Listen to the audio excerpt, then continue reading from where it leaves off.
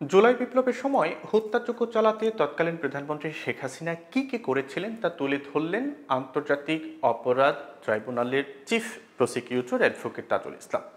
রোববার দেশের ইতিহাসে প্রথমবারের মতো সরাসরি সম্প্রচার করা হয় ক্ষমতাচ্যুত প্রধানমন্ত্রী শেখ হাসিনার বিচারকাজ। শুরুতে আওয়ামী লীগের দুঃশাসন ফ্যাসিবাদী হয়ে ওঠার প্রেক্ষাপট তুলে ধরেন চিফ প্রসিকিউটর।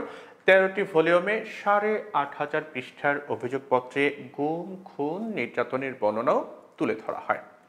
জুলাই বিপ্লবের সময় হত্যাযজ্ঞ চালাতে কি করেছিলেন শেখ হাসিনা তা যখন ট্রাইব্যুনালে তুলে ধরেন চিফ প্রসিকিউটর, তখন এজলাসে পিন পতন নীরবতা। ১৩৫ পৃষ্ঠার মূল আনুষ্ঠানিক অভিযোগে বলা হয় যে অপরাধের নিউক্লিয়াস এবং অপরাধীদের প্রাণ ভ্রমরা ছিলেন শেখ হাসিনা।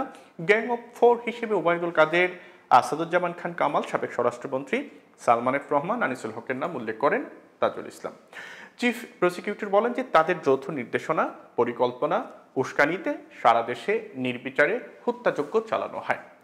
রাজনৈতিক সিদ্ধান্তে আওয়ামী লীগ, যুবলীগ, ছাত্রলীগ ও ১৪ দল যে মানবতা বিরোধী অপরাধ করেছে তা ক্রিমিনাল সংগঠন হিসেবে গণ্য করার শামিল। পরে তাজুল ইসলাম সাংবাদিকদের বলেন যে প্রতিশোধমূলক নয়, বিচার হবে প্রমাণ নির্ভর, যেন নতুন বাংলাদেশে আর ফ্যাসিবাদী এই শক্তি ফিরে আসতে না পারে।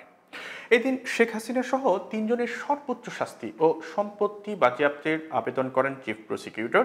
শেখ হাসিনা ও আসাদুজ্জামান খান কামালের বিরুদ্ধে নতুন করে গ্রেপ্তারি পরোয়ানা জারি করেন বিশেষ ট্রাইব্যুনাল। মামলার পরবর্তী তারিখ ধার্য করা হয়েছে আগামী ১৬ জুন।